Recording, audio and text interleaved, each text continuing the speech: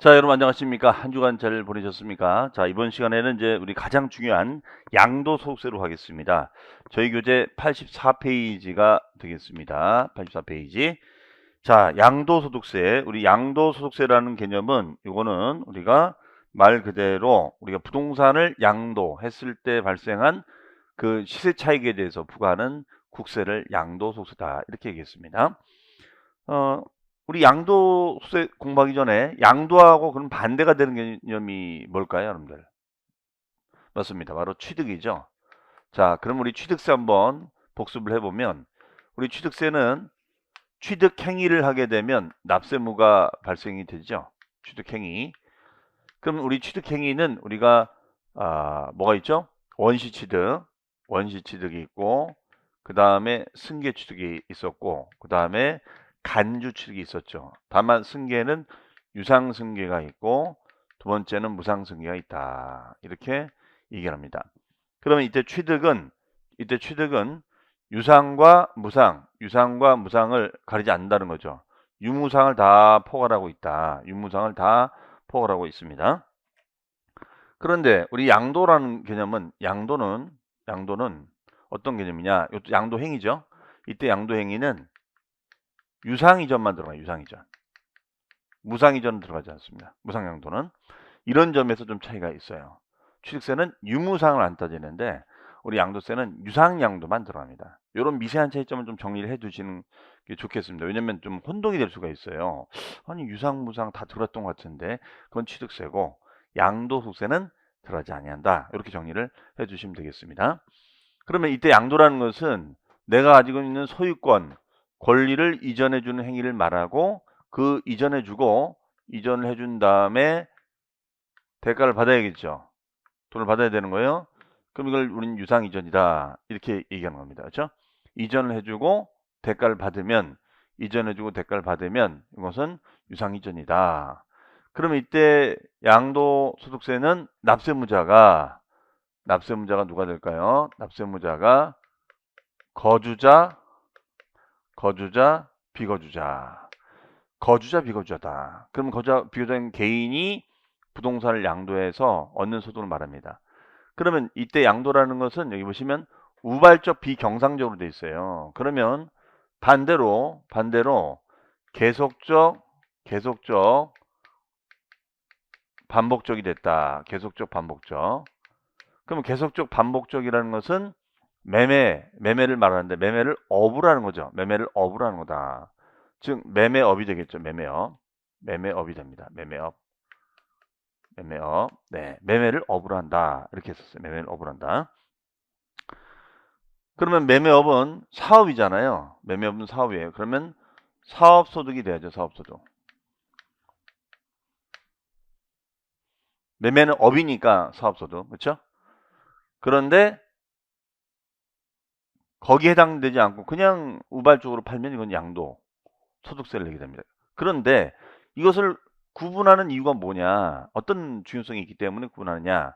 자, 그거는 양도소득세는 여기 보시면 분류과세죠. 분류과세예요. 분류과세.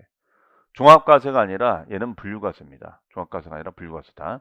하지만 요 사업소득은 다른 소득이 있을 때는 종합과세가 적용이 되는 겁니다.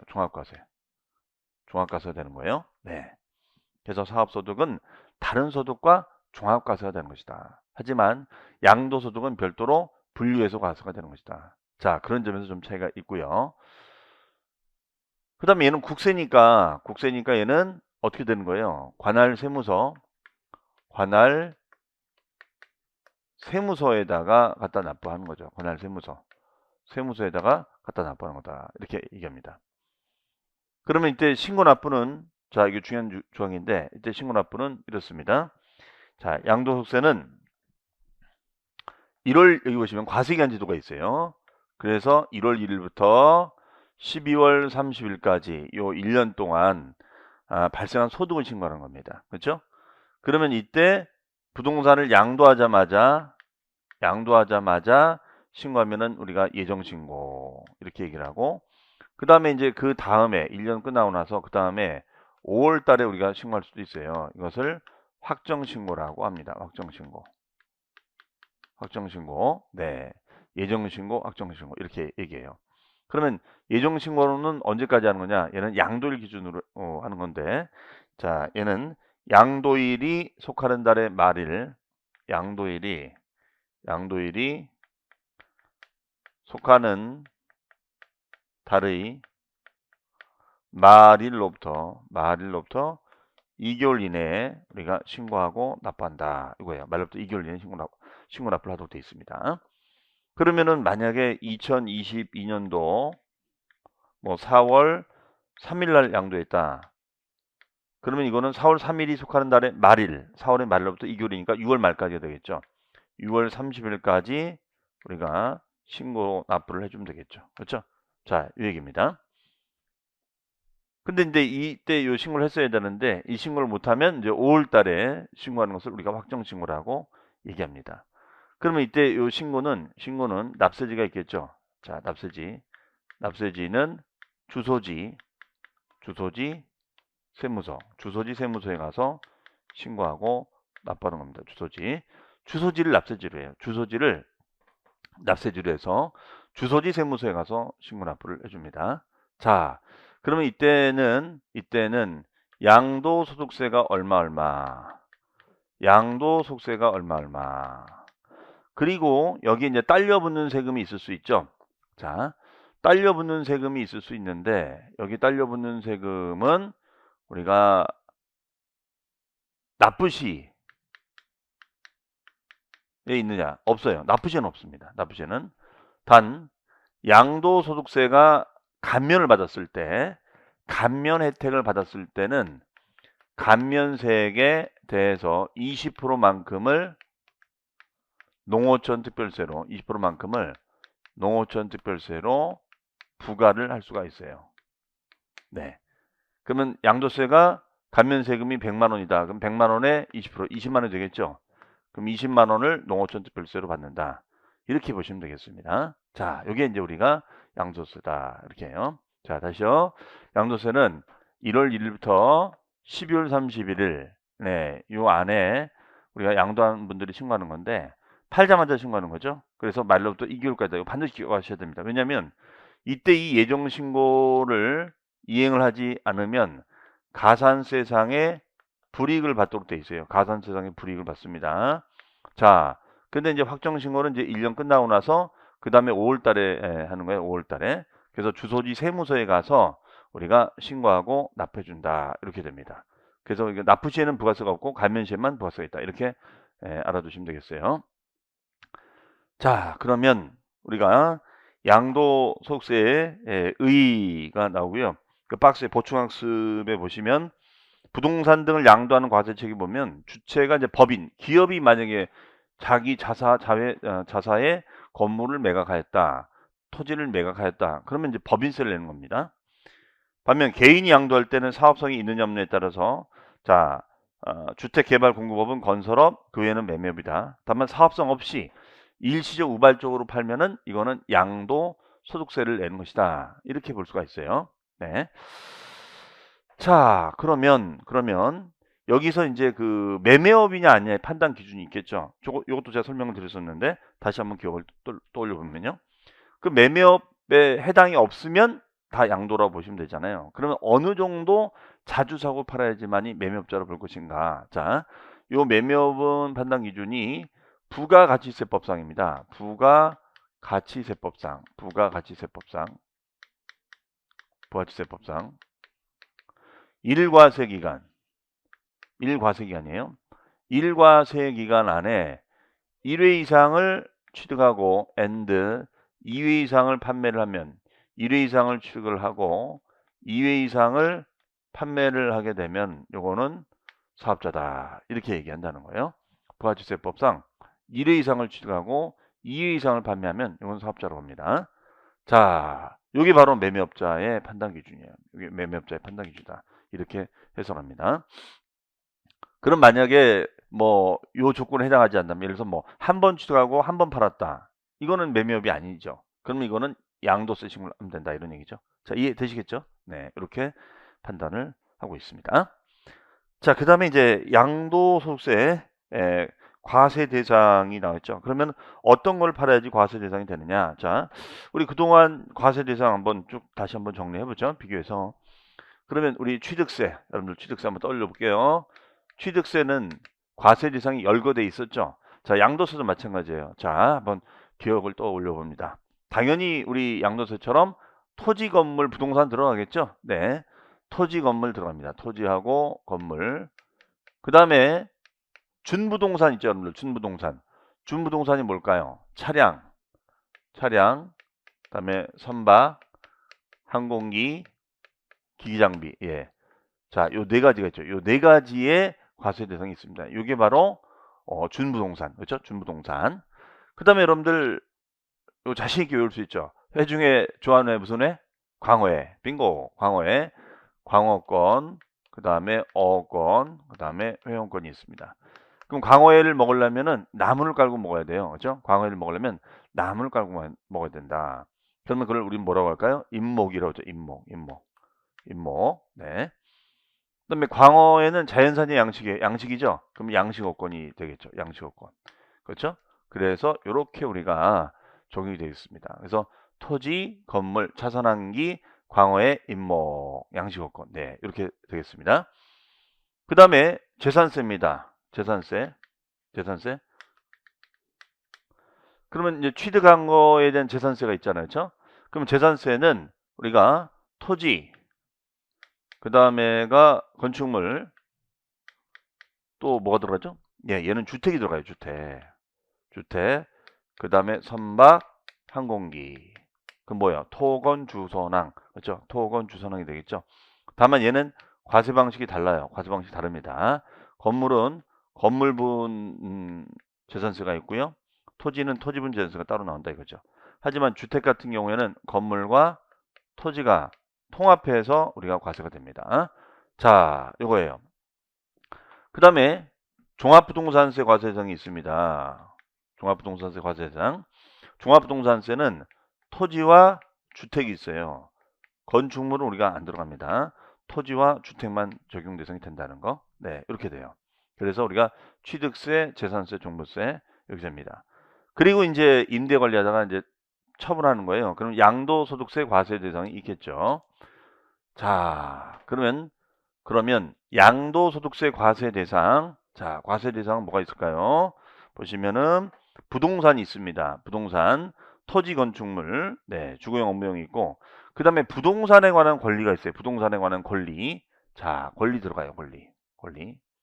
그러면 권리는 지상권 있죠. 지상권 양도할 수 있습니다. 지상권 양도할 수 있어요. 네. 지상권이 뭐예요? 땅 위에다가 건물을 셀 수 있는 권리가 지상권이 되는 거죠. 그 다음에 전세권, 이것도 양도할 수 있습니다. 그 다음에 부동산 임차권은 채권이다, 물권이다, 채권이다. 그런데 등기란 의사표시가 되면 이거는 뭐예요? 물권화 되는 거죠. 물권처럼 양도될 수 있는 것이죠. 자, 이겁니다. 그다음에 조합원 입주권, 분양권이 있고 토지주택 상환채권이 있다. 상환채권. 자, 얘는 개발채권은 안 들어간다는 거죠. 개발채권은 들어가지 아니하고 상환채권 들어갑니다. 개발채권은 안 들어가고 상환채권 들어갑니다. 자, 이거 꼭 암기해 두시고요. 그 다음에 우리 부동산에 관한 권리 중에 용익물권 중에 하나 빠진 게 있네요. 뭐가 빠졌죠? 맞습니다. 바로 지로 시작하는 뭐죠? 지역권. 자, 여러분들 지역권은 단독으로 양도할 수 있다 없다? 없다. 지역권은 단독으로 양도할 수 없죠. 지상권, 전세권은 단독으로 양도할 수 있지만 지역권은 단독으로 양도할 수 없다. 이렇게 얘기합니다. 그 다음에 이제 기타 자산이 있어요. 기타 자산. 이건 이제 암기사항인데 기타 자산. 특정 주식, 특정 법인의 주식. 그 다음에 특정 시설물 이용권. 자, 그래서 특동그라미, 회동그라미, 그 다음에가 영동그라미. 그래서 우리가 외울 때 이렇게 외웠었죠. 회 중에 비싼 회가 뭐예요? 특회죠, 특회. 그러면 특회를 먹으면 어때요? 영 맛있죠? 그러면 자연산의 양식이야? 양식. 그러니까 양식업권. 그렇죠? 양식업권이 있겠죠. 여기 양식업권 하나 더 넣습니다. 자, 특혜를 먹으면 영 맛있잖아요. 그렇죠? 누구랑 먹어야 돼요? 박씨, 김씨, 이씨, 이주권. 네, 이주권. 자, 양식업권은 여러분들 그건 뭐죠? 취득세. 그렇죠? 여기 취득세. 예. 여기 들어가는 거죠. 자, 요거랑 헷갈리면 안 됩니다. 이렇게 비교해서 보셔야 돼요. 네. 그러면 여기서 또 이제 한 가지가 뭐냐면 이때 특정 주식 법인의 주식은 뭐였냐면 얘는 개념이 이거 있죠. 부동산을 과다하게 소유하고 있는 법인의 주식이다. 부동산을 과다하게 소유하고 있는 법인의 주식을 우리가 특정 주식이라고 얘기하죠. 그렇죠? 그 다음에 사업에 사용하는 자산과 함께, 이때 영업권은 함께라는 단어가 꼭 들어가야 돼. 함께. 그렇죠? 네. 그러면 일종의 영업권과 가장 유사한 개념이 뭘까요? 권리금이죠. 권리금. 그렇죠? 권리금입니다. 그러면 자, 건물이 이렇게 있으면은 건물에 권리금이 껴 있겠죠. 권리금이. 그러면 이걸 넘기게 되면 건물에 대한 것도 과세할 수 있고 권리금도 과세할 수 있다는 거죠. 네, 이렇게 됩니다. 그다음에 토지 건물과 함께라는 단어 들어요. 함께 양도하는 이주권이다. 이주권이 뭐예요? 개발 제한 구역 내에서 옮길 수 있는 권리. 그린벨트 지역에서 옮길 수 있는 권리가 이주권이다. 이렇게 얘기를 합니다. 자, 그래서 특혜를 먹으면 0 맛있어요. 누구랑 먹어도 돼요? 박씨, 시김씨, 이씨. 그렇죠? 그다음에 주식, 파생상품, 신탁수익권이 들어갑니다. 그래서 부동산에 관한 권리, 기타 자산 중요하다. 이렇게 정리할 수 있겠습니다. 자, 그다음에 용어정리란에 보시면 부동산 임차권, 그다음에 취득할 수 있는 권리, 영업권, 이주권, 자 이런 내용들이 들어갑니다. 그러면 자 실제 문제 나왔던 걸 보시면 자 이제 이런 식으로 이제 우리가 출제가 됐다라고 볼 수가 있겠습니다. 소득세법상 거주자의 양도소득세 과세 대상이 아닌 것은 자 그러면은 우리 기출특강 때도 풀어줬던 문제인데요. 일단 이런 식으로 어떤 나열을 해놓고 적용 대상이 되느냐 안 되느냐 이렇게 물어볼 수 있겠죠. 그러면 1번에 지상권 양도할 수 있죠. 들어가죠. 그다음에 전세권 양도할 수 있죠. 들어가죠. 그다음에 각종 회원권, 골프, 콘도 회원권 들어갑니다. 그다음에 이제 4번이에요. 부동산 임차권은 채권인데 등기랑 의사 표시를 해줘야 돼요. 그런데 등기되지 않았다면 이건 해당사항이 있다 없다. 해당사항이 없다. 그러니까 이거는 적용 대상이 되려면 반드시 등기된 부동산 임차권이 돼야죠. 그 다음에 사업용 건물과 함께 양도하는 영업권, 함께자가 꼭 붙어야 되는 거죠. 함께자가 꼭 붙어야 됩니다. 자, 그 다음에 이제 양도로 보는 경우, 자, 양도의 개념이에요. 양도라는 거는 뭐냐? 자, 양도라는 것은 이런 개념이죠. 양도라는 것은 아까 그랬습니다. 소유권을 넘기는 거죠. 즉, 소유권을 이전해주고 그 이전으로 인한 대가를 받는 거예요. 이것을 우리는 유상양도라고 얘기를 하죠. 무상양도는 안 들어가고, 네. 소유권을 넘겨주고 대가를 받는 거죠. 이걸 유상양도 이렇게 얘기합니다. 그럼 소유권을 이전해 줄 때 얘는 등기나 등록에 관계 없습니다. 등기나 등록에 관계없이 양도하는 걸 말해요.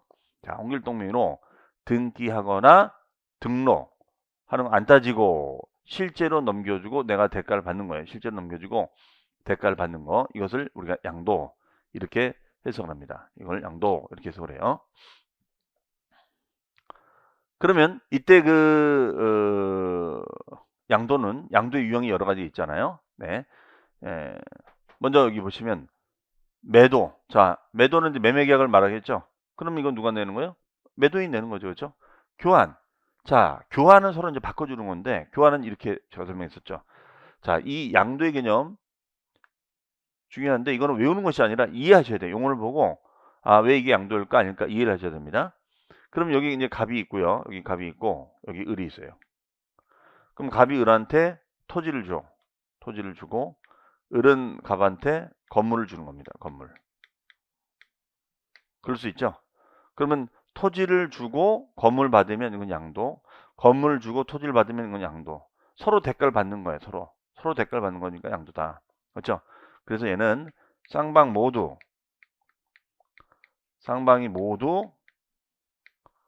양도로 본다. 쌍방 모두 양도로 본다. 이거예요. 쌍방 모두 양도로 본다. 자, 이런 개념이 되겠습니다. 그 다음에 현물출자. 현물출자는 이제 출자 뭔지 아시죠? 출자. 투자하는 거죠. 그렇죠? 그러면 여기가 지주값이 있습니다. 여기가 주식회사 빵빵 개발. 그러면 이 지주는 땅을 갖고 있는데 이걸 갖다가 뭐 어떻게 활용을 못 하겠는 거야. 뭘 또 개발을 한다는 게 쉬운 게 아니죠. 용도 지역적인 것도 알아야 되고 공법적인 어려움이 있잖아요. 공법을 해석해야 되는 거니까. 고민하다가 마침 동창이 이 개발회사 대표예요. 근데 이 대표 이쪽 회사는 개발 노하우는 있지만 지금 자금이 좀 법인 자금이 없습니다. 그래서 이 지주가 그러면 내가 땅을 댈 테니까 너가 내 땅 개발 좀 해줘. 그래서 개발이 되면 그 이익금에서 너네한테 어떤 용역비를 줄게, 내려줄게 이럴 수 있잖아요. 그러면은 이 지주갑은 이 주식회사 빵빵 개발에게 토지를 우리가 이제 출자하는 거죠. 토지를 출자하는 거예요. 토지를 출자하고 그 개발은 지주한테 주식을 우리가 주는 거예요. 주식. 네.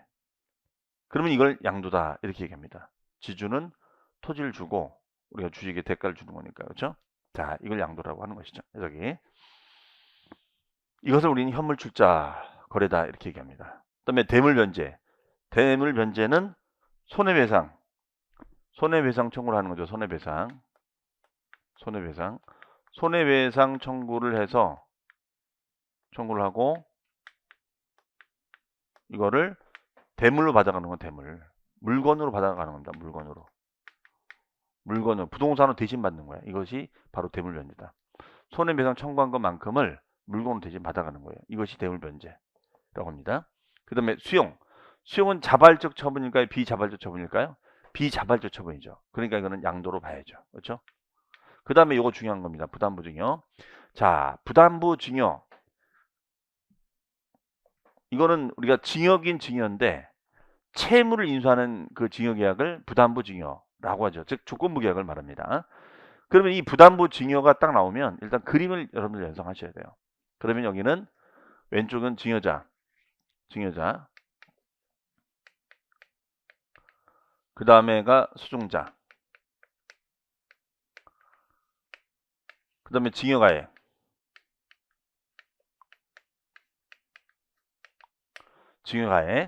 그 다음에 여기 이제 채무액이 있어요. 채무액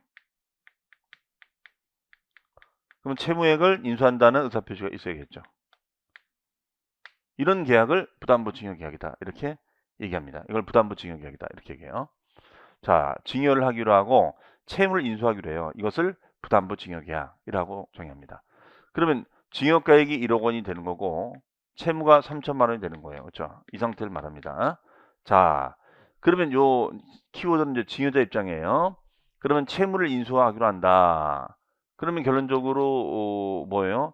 요 채무는 증여자의 대가로 보겠다는 거예요. 증여자의 대가로 본다.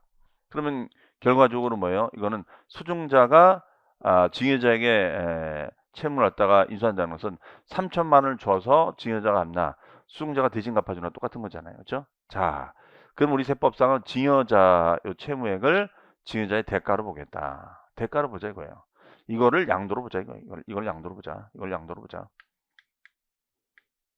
그럼 나머지 차액인 7천. 나머지 차액인 7천은 증여로 보겠다는 거예요. 증여로 보겠다. 네, 이겁니다. 그럼 수증자 입장에서는 요 증여는 뭐가 되느냐? 무상승계 취득이 되는 거고 그 다음에 요 3천의 인수는 유상승계가 되겠습니다. 유상승계. 자, 이 얘기고요. 그러면 증여자 입장에서는 이건 대가다. 대가. 누구의 대가? 증여자의 대가. 네, 이렇게 해석합니다. 대가다. 이렇게 보자는 것이죠. 자, 그래서 부담부 증여는 중에서 채무액에 해당하는 부분, 채무액을 대가로 보자. 그렇죠? 네. 하지만 증여자와 수증자의 관계가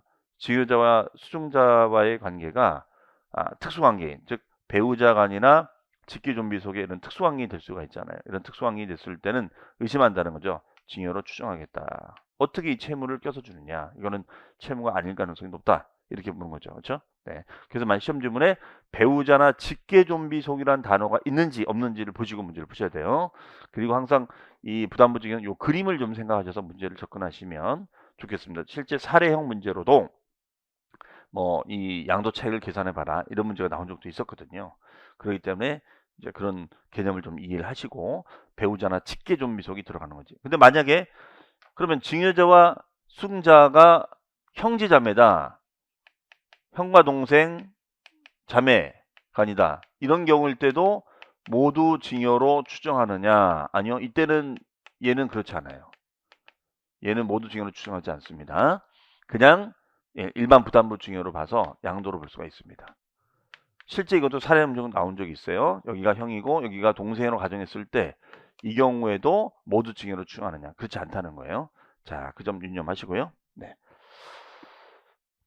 자, 그 다음에 양도담보계약. 양도담보계약을 체결했어. 그러면 양도담보는 엑센트가 담보에 붙는 거야.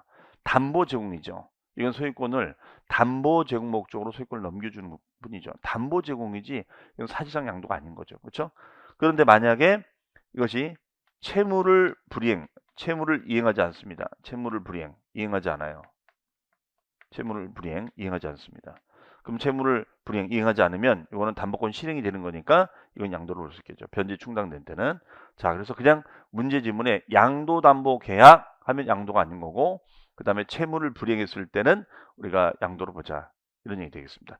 자, 문장 잘 보셔야 돼요. 그냥 담보 제공은 형식적으로 소유권만 넘어간 것 뿐인데 만약에 채무 불이행이면 담보권 실행이 되는 거예요. 자, 이렇게 보시면 되겠어요. 그러면 양도로 보지 않는 경우에는 환지처분 및 보리주 충당. 자, 요거는 우리가 교환거래죠. 그럼 환지는 교환거래야. 환지는 교환거래. 그럼 환지는 교환거래가 되는 건데 환지처분 및 보리주 충당은 왜 하는 거냐? 이거는 공익사업을 위해서 하는 거죠. 공익사업. 이거는 공익사업을 위해서 우리가 환지하는 거죠. 그러면 이렇게 땅을 바꿔주는 거 있잖아요. 그렇죠? 그럼 원래 교환거래는 쌍방 모두 양도로 본다고 그랬잖아요. 교환거래는 쌍방 모두 양도로 본다 이렇게 했어요. 모두 양도로 보자. 하지만 이거를 쌍방 모두 양도로 보면 여기는 이제 사업시행자가 껴 있고요. 사업시행자가 껴 있고 그 다음에 지주가 껴 있어요. 지주가. 근데 모두 양도로 보면은 모두 다 양수를 내야 된다. 그러면 이 사업시행자가 뭐라고 하냐? 나 그럼 사업 못해. 이거예요. 나 사업 못해. 자, 이렇게 얘기합니다. 그러면 이거는 진행이 될 수가 없어요. 그래서 이런 경우에는 양도로 보지 않는다. 이렇게 얘기해요. 그 다음에 교환 거래는 쌍방 모두 양도로 보는데 얘는 지적 경계선 변경. 지적 경계선, 경계 표시가 잘못돼서 그 경계선을 변경하다 보니까 교환이 이루어진 거야. 이런 식의 교환은 양도로 보지 말자 이거예요. 다만 교환 차이가 많이 생길 수도 있잖아요. 그렇죠? 그래서 이거는 교환은 분할 전 토지의 100분의 20%를 초과하지 아니할 거 이렇게 되어 있습니다. 그러면 20을 넘어가 버리면 이거는 양도로 본다는 거죠. 그 다음에 부담부 증여 중 채무액, 채무 상당 부분은 양도로 보지만 채무액 이외의 부분은 증여로 보자 이거예요. 그러면 양도담보는 담보 제공의 엑센트가 있잖아요. 그러니까 이건 양도가 아니지만 채무 불이행이 됐을 때는 담보권 실행이 되는 거니까 이 경우는 양도로 본다. 이렇게 보시면 되겠어요. 그래서 우리 왼쪽은 양도로 보는 경우 오른쪽은 양도로 보지 않는 경우 이렇게 나누어집니다. 네, 이걸 가지고 살펴보자. 그래서 어떤 단어가 딱 주어지면 그 단어를 보시고 이게 양도인가, 이 양도가 아닌가 이렇게 얘기합니다. 단어를 보고 양도인가 아닌가 이렇게 따져보자는 거죠. 그렇죠? 그러면 이제 우리 기출됐던 문제를 한번 볼까요? 네, 양도담보계약을 체결했다. 그렇죠? 양도담보계약을 체결했다. 그러면 이건 양도가 아니죠. 근데 채무 불이행이라는 단어가 떴어요. 그럼 담보권 실행이 된 거고 담보부동산을 팔게 되는 거죠. 그랬을 땐 양도로 봅니다. 그 다음에 도시개발법이나 법률에 따른 환지 처분으로 지목이 변경되거나 지목이 변경됐다. 그러면 불가피한 교환거래를 보는 거죠. 불가피한 교환거래를 보는 거니까 이 경우에는 양도로 본다 안 본다? 안 본다가 되겠어요. 그 다음에 부담부 증여 시 그 전체 증여가액 중 채무액에 상당하는 부분은 양도로 보죠. 하지만 하지만 채무액을 제외한 부분 요거는 이제 증여로 봐야죠. 요거는 증여로 보자. 단 거주의 국민자산으로 가정하자 이렇게 되어 있습니다. 그래서 채무액은 양도가 되고 채무액 이외를 제외한 부분은 나머지는 증여로 해석하자 이렇게 보시면 되겠습니다. 자, 그래서 얘는 O, 얘는 X, 얘는 O, X. 그렇죠? 자, 이런 식으로 우리가 출제가 된다는 거죠. 그래서 이런 문장이 주어졌을 때, 그러면 우리 교재 84페이지가 보시면 과세대상 박스에 있죠. 부동산 및 권리 별표시 놓으시고 그 포인트 말씀드렸고요. 기타 자산 별표시. 그래서 특혜영, 이씨, 이주권. 특히 이제 영어권하고 이주권은 함께라는 단어가 꼭 들어야 된다는 거. 그 다음에 부동산에 관한 권리 중에서 지역권은 단독으로 양도할 수 없다. 들어갈 수 없고 부동산 임차권은 반드시 등기해야 된다. 여기 포인트죠. 그 다음에 주식 파생 신탁수 건너뛰겠습니다. 그 다음에 그 양도의 개념. 자, 양도로 보는 경우가 있고 그 다음 페이지에 가보시면 1번부터 7번까지가 그 내용인데 그 중에서 7번 별표시 부담보증여 기업과 니은. 자, 부담보증여는 아무런 전제권이 없었을 때는 채무 부분은 양도로 본다. 나머지는 징여로 보자. 하지만 이 관계가 배우자나 직기존비속 간이라고 있다면 모두 징여로 추정한다. 이렇게 되겠습니다. 자, 그래서 부담부 징여는 채무액은 양도, 채무액 이외는 징여. 자, 이렇게 되어 있습니다. 그다음에 8번 협의 이혼 시 위자료를 부동산으로 받으면 양도로 보자. 그 다음에 9번은 적법하게 매매가 됐을 때 환원됐을 때는 적법하게 소유권 이전되면 양도죠. 환원됐을 때도 이건 양도다. 그렇죠? 그다음에 2번 양도로 보지 않는 건 별표시 2개. 자, 1번 밑줄 환지 처분 벌이 중단. 2번 지적 경계선 변경. 자, 지적 경계선상의 변경 때문에 어쩔 수 없이 교환하는 거죠. 그다음에 3번에 양도 담보 계약은 양도로 보지 않는다. 하지만 채무 불이행이 됐을 땐 담보가 실행이 된다. 4번 공유물의 분할은 지분대로 쪼갠 거니까 공유물의 분할은 이거는 지분대로 쪼갠 거거든요. 자, 이 부분에 대해서는 다음 시간에 말씀드리겠습니다. 자, 그러면 이번 시간에는 자, 이 정도까지 하고요. 다음 시간에 공유물의 분할부터 다시 좀 더 설명드리겠습니다. 잠시 뒤에 뵙겠습니다. 감사합니다.